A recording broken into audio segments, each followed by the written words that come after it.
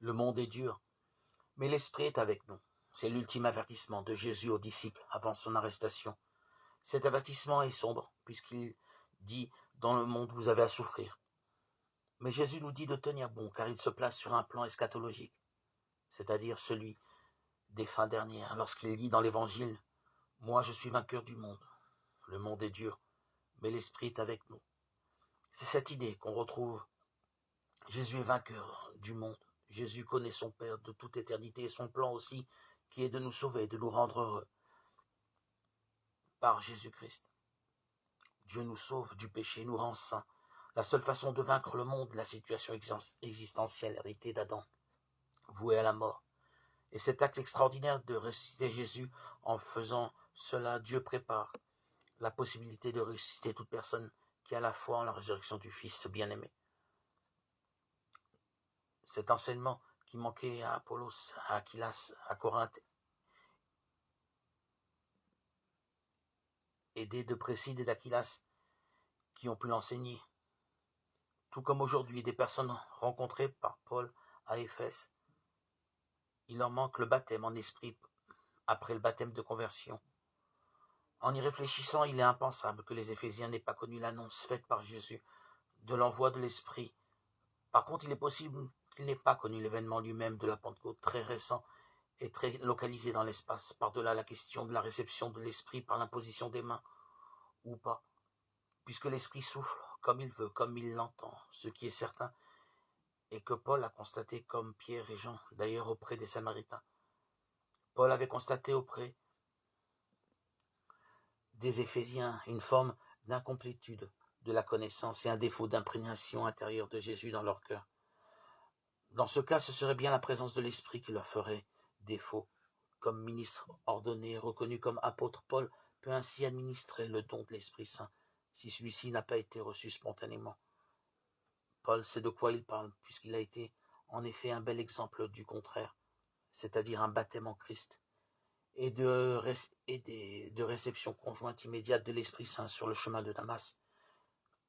En fait, il a tout reçu d'un seul coup, de manière brutale, mais ayant constaté sans doute une faiblesse chez les Éphésiens déjà convertis, mais insuffisamment ancrés en Christ, Paul ne tarde pas à agir. Il est fabuleux qu'en plus de la présence de la troisième personne de la Trinité, que Jésus ait institué des envoyés, les apôtres, donc pour agir en son absence. La succession apostolique représente Jésus-Christ jusqu'à aujourd'hui par l'intermédiaire représentant l'héritage des apôtres. Il nous précise de manière anticipée la réception de l'Esprit Saint, tout comme à la Pentecôte, à tous ceux qui croient. Les justes sont en exultation devant la face de Dieu où ils dansent de joie. Celui qui croit en Jésus change de vie et se répand, mais celui qui reçoit le baptême de l'Esprit est habité par Jésus et connaît une vraie joie. Dans les Actes, Luc va jusqu'à dire qu'à réception de l'Esprit Saint par l'imposition des mains de Paul, les Éphésiens se mirent à parler en langue mystérieuse et à prophétiser. Ce sont des preuves de réception de l'Esprit, c'est-à-dire que ce sont les seuls critères de réception de l'Esprit Saint. Certes non, mais en tout cas, quand ces signes sont présents, ils sont des témoins, ils peuvent être des témoins de la présence de l'Esprit. Alors même si le monde est dur et qu'il est contre nous à mesure que nous nous rapprochons de Dieu, nous avons avec nous un immense consolateur et un extraordinaire défenseur. C'est le sens de la promesse de Jésus-Christ lors de ces derniers enseignements. Nous serons consolés, défendus sur cette terre. Rien ne peut nous enlever la joie du Père qui irradie en nous par l'Esprit Saint. Jésus nous avait dit que le bien le plus rapide à atteindre était sa paix et sa joie intérieure.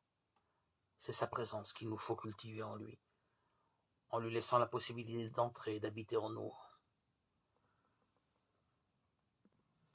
Ô Seigneur et Sauveur Jésus-Christ, que ta promesse soit pour nous comme une évidence, celle de recevoir par toi l'Esprit Saint, pour que notre peine, notre joie soit parfaite.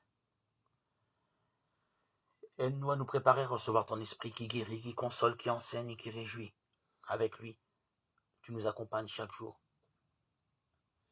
Nous te rendons grâce pour ce don infini de toi-même, victime sacrificielle, et pour ton esprit, notre compagnon de tous les jours. Que ton amour sans condition nous fasse revivre. Amen.